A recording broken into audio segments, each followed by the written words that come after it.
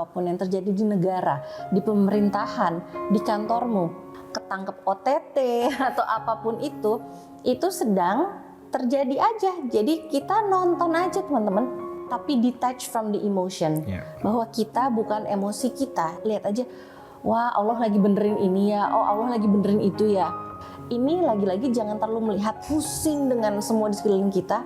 Perbaikilah hubungan kita dengan Allah, perbaikilah jiwa kita.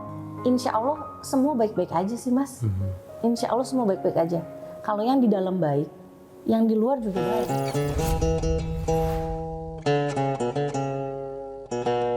Assalamualaikum warahmatullahi wabarakatuh. Kita berjumpa kembali di channel Tauhid Cinta. Kali ini kita membahas mengenai sesuatu yang sekarang ini terjadi, yang peristiwanya sangat luar biasa gitu, yang ya semoga ini tidak terjadi ya, yaitu Perang Dunia Ketiga. Banyak orang yang mengatakan bahwa enggak terjadi Perang Dunia Ketiga aja, banyak orang mengalami sakit mental atau mental illness depresi atau apapun lah yang terkait dengan kesehatan mental gitu. Apalagi nanti pas terjadi Perang Dunia Ketiga. Nah, kita akan membahas ini dengan Mbak Aldini Pratiwi. Kita akan membahas mengenai bagaimana sih tips untuk tetap waras, tetap sehat mental dan spiritualnya kalau terjadi nauzubillah min dzalik Perang Dunia Ketiga. Gimana Mbak Di? Oke. Sebenarnya ini tidak hanya untuk Perang Dunia Ketiga, tapi untuk semua kondisi yang kayaknya udah mumet banget lah gitu. Jadi yang pertama adalah fokus saat ini. Fokus saat ini aja, mindful. Hadir kini saat ini, mindful saat ini. Saat ini sama siapa? Saat ini aku lagi sama Mas Rifki. Aku fokus dengan Mas Rifki. Banyak orang ada di sini tapi otaknya di mana-mana. Belajar untuk fokus hanya saat ini saja dulu. Apalagi seorang ibu yang memang dalam satu waktu aja ingat udah jemuran, belanja ini itu juga perlu untuk bisa saat ini dulu. Terus aku juga gini sekarang nih, Mas. Jadi kalau ada apa-apa ditulis. Jadi nggak pusing di sini. Journaling. Di journaling. Dan journaling itu kan seakan-akan bikin puisi atau apa panjang ya. Karena kita perlu bikin pointer aja gitu. Nomor 1. Sehingga kita bisa fokus saat ini, nggak multitasking kepalanya kemana-mana. Yang kedua, paling penting adalah membatasi konsumsi sosial media. Mohon maaf Bapak Ibu, hidup Anda di sini dengan orang-orang yang berinteraksi secara fisik dengan Anda, dan hal-halnya memang dilakukan. Kita bukan di sana. Sehingga manusia itu memang pada dasarnya jangan sengaja di overstimulatedkan. Kita tuh punya kapasitas, handphone aja punya kapasitas, laptop punya kapasitas, manusia juga punya kapasitas.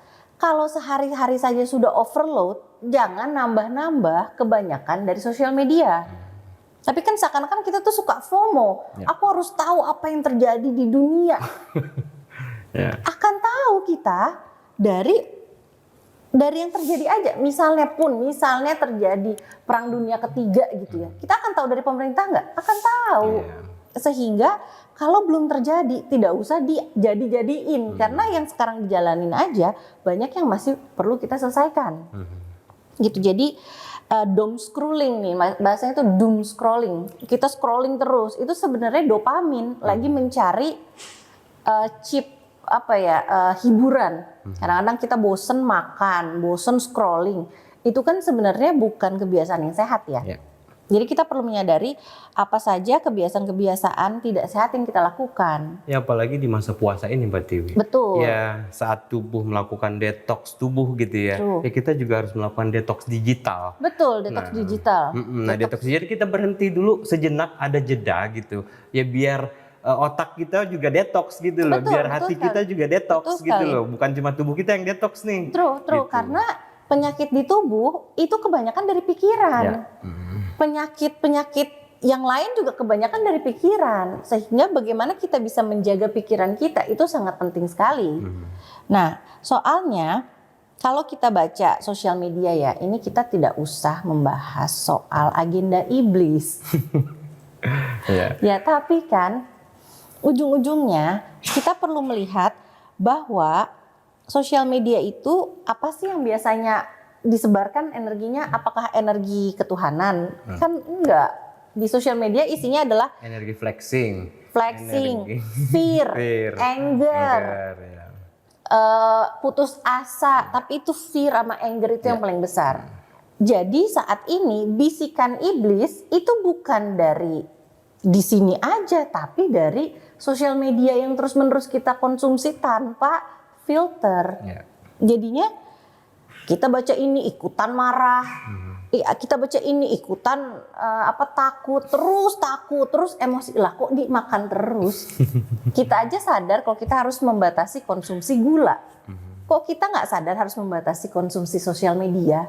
Kok kita tidak sadar harus membatasi emosi takut, cemas, khawatir? Udah tahu khawatir dibaca terus, iya berhenti dong, sudah gitu. Lalu apalagi sekarang ini sedang ada cycle completion-nya, kita dari yang 10 waktu itu kita udah pernah bahas tuh Mas. Jadi intinya saat ini tuh lagi siklus 5 tahunan setelah COVID kemarin. Jadi saat ini makanya banyak sekali yang meninggal karena siklusnya sudah selesai, siklus pembelajarannya sudah selesai. Sehingga ini memang lagi banyak siklus regenerasi saat ini. Nah lagi-lagi kalau kita melihat meninggal tuh sebagai fisik saja, ketakutan kan, takut meninggal, takut mati. Padahal ini hanya proses, ya memang manusia itu ya kan innalillahi wa inna roji'un. Itu memang sudah proses yang natural, bukan untuk ditakuti. Dan yang meninggal itu hanya fisiknya, bukan nilai-nilainya, bukan jiwanya, bukan ruhnya gitu. Ya kayak itu Mbak Tiwi, metafora mudik lah. Iya. Ya kita pulang kampung harusnya senang gitu, ketemu orang tua kita, ini sama ketemu kekasih kita pulang gitu. tuh ketemu Allah, betul. Tapi kan akhirnya itu jadi menguji orang takut. Jadi sadari takutmu karena itu akan terus multiply kalau tidak dibereskan. Takutnya itu dari mana? Takut itu kan sebenarnya karena kita berlepas dari Allah. Harusnya kalau kita tidak mengikuti emosi negatif, kita tidak berlepas dari Allah, kita nggak takut loh. Kita terlalu attachment sama dunia. Betul, kita terlalu attachment sama dunia teman-teman. Ya Allah. Jadi pesan aku yang terakhir adalah jangan terlalu pusing sama yang tidak ada di depan matamu, yang tidak ada di kehidupan fisikmu. Jangan terlalu pusing. Saat ini yang terjadi Allah sedang menunjukkan kuasanya, sehingga yang terjadi kun fayakun, apapun yang terjadi di negara, di pemerintahan, di kantormu, semuanya sedang Allah benarkan. Sehingga yang dicabut-cabut, yang dipasang-pasang, yang ketangkep OTT atau apapun itu sedang terjadi aja. Jadi kita nonton aja teman-teman. Nonton tapi detach from the emotion. Bahwa kita bukan emosi kita. Kita nonton aja, lihat aja. Wah, Allah lagi benerin ini ya. Oh, Allah lagi benerin itu ya.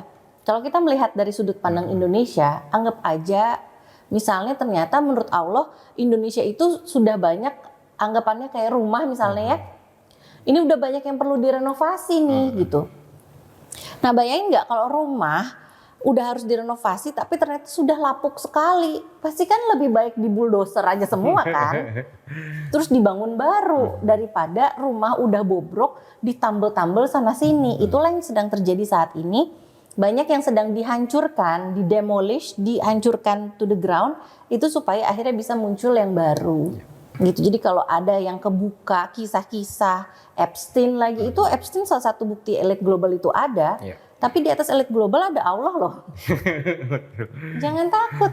Kalau kita punya traits yang sama dengan elit global, ya pasti akan sedang terekspos juga. Gitu. Jadi ini lagi-lagi jangan terlalu melihat pusing dengan semua di sekeliling kita. Perbaikilah hubungan kita dengan Allah, perbaikilah jiwa kita, ruh kita yang memang ada Allah. Insya Allah semua baik-baik aja sih Mas.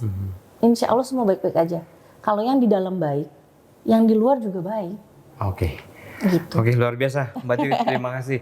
Ya kira-kira intinya adalah bahwa apapun yang terjadi saat ini, yaitu adalah sudah kehendak Allah. Betul. Dan selalu ada hikmah di baliknya. Betul. Dan apa yang mungkin kita pikir negatif bisa jadi itu adalah positif. Betul sekali. Apa yang kita pikir itu positif bisa jadi itu negatif. Betul sekali. Ya, mari selaraskan energi kita dengan energi Allah. Ya karena kehendak Allah itu pasti sesuatu yang indah dan terbaik. Yang terbaik, betul. Oke, terima kasih Mbak Tiwi, terima kasih para pemirsa sekalian. Mohon maaf atas segala kekurangan. Wassalamualaikum warahmatullahi wabarakatuh.